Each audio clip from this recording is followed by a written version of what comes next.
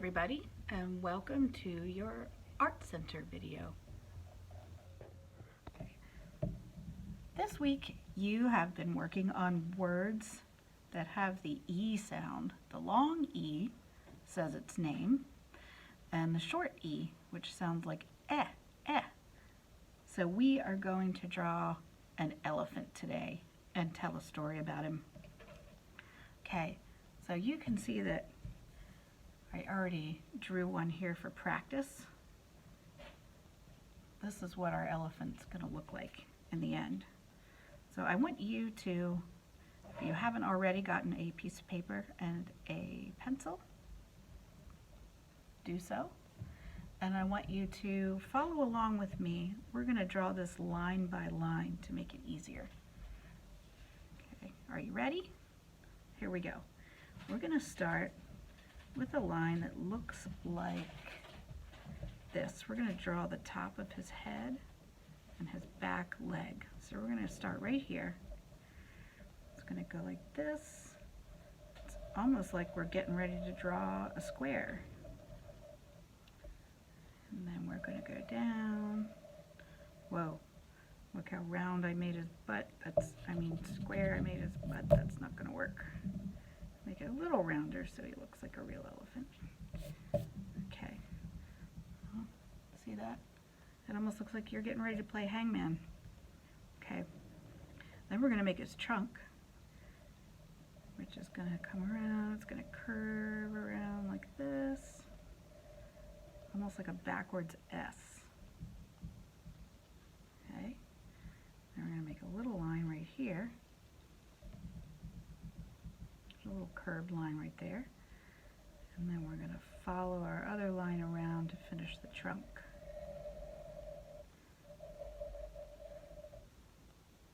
Go up to about there.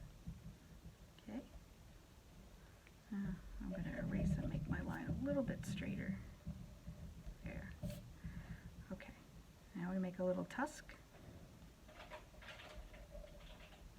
which is kind of like a triangle just sticking out there. He has a little tusk. Maybe he's a baby elephant. I don't know. And then we're going to make his mouth. Okay. Next we're going to make his ear. It's going to be a big ear because elephants have really big ears. So we're going to start like right about there. Make a big curved line that goes up to there.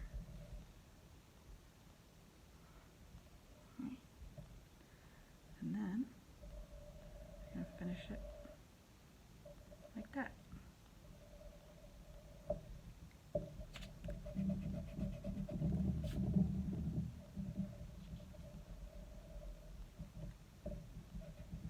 There we go.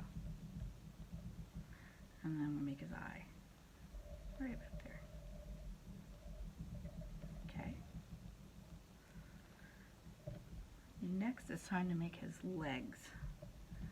I'm going to start back here where we made the back of his leg. And we're just going to make like a slightly curved line like that.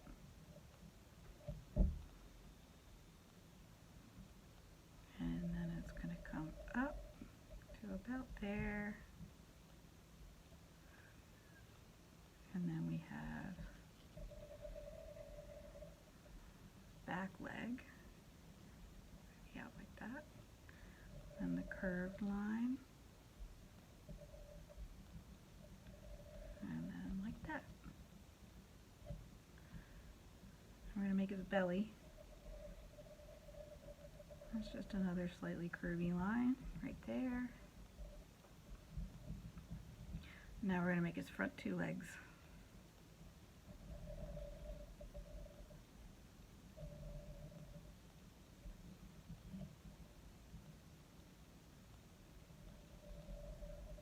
And this one comes up almost like right under his mouth.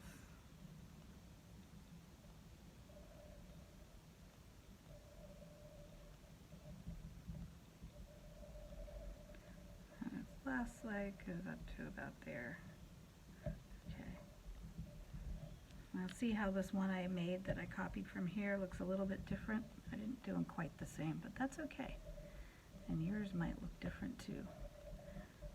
Okay, there are his, elephants have these things. I don't know whether they're like their toenails or something like that. And then we gotta make his tail. Gonna draw a little tail coming out like that. Elephants have pretty small tails. And that's it. Pretty cool, right?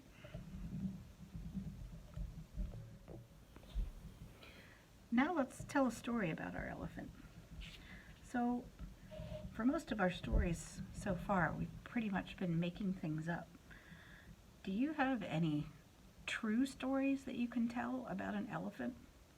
Did you ever see one at a zoo? Or maybe you went on an African safari with your family and saw wild elephants? I don't know. But if you have a memory or something that actually happened to you that has to do with an elephant, let's write about that today. Okay? If you don't, that's okay. You can tell a made-up story for this too. Now, I'm going to turn this around because I cannot write upside down. So, but I will show you as I go here when I'm writing my story. I do have a true story about an elephant that I can tell you, so I'm going to write that. And it's going to go like this. One day, when I was 6 years old,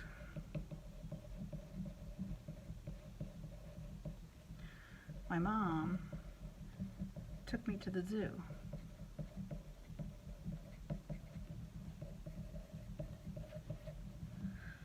To see the elephants.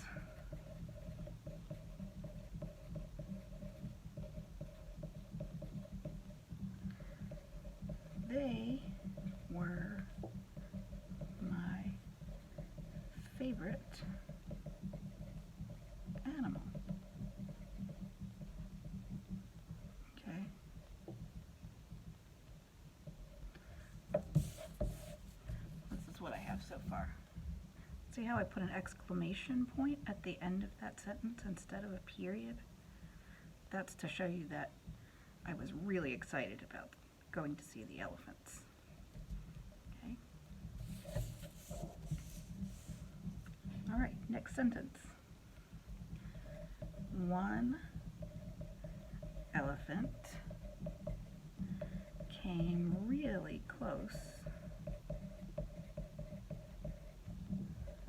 to the bars of his enclosure. I'm going to show you that word because that's a pretty big word, enclosure. What do you think that means?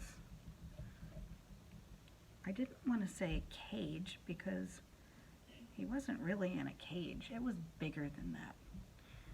It was a fenced-in area that kept him in, but was big enough for him to move around in. So I called it an enclosure. That's what that word means. Okay. I'm not done with my sentence yet, so I'm not going to put a period after enclosure because I have more to say. One elephant came really close to the bars of his enclosure, and he looked right at me.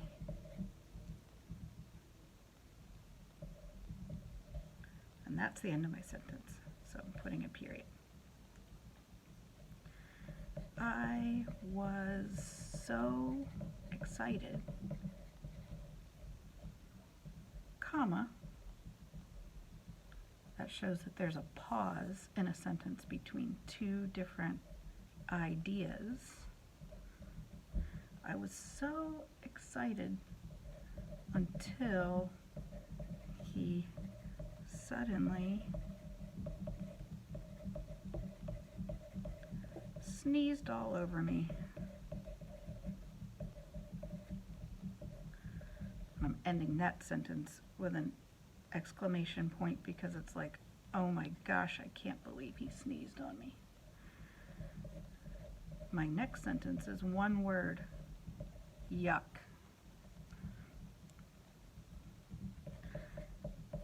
I'll never forget my zoo visit that day.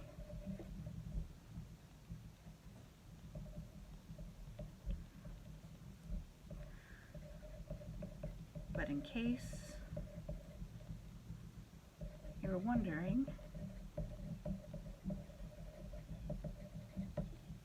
I still love elephants. Uh-oh, I'm running out of room. I gotta write real small.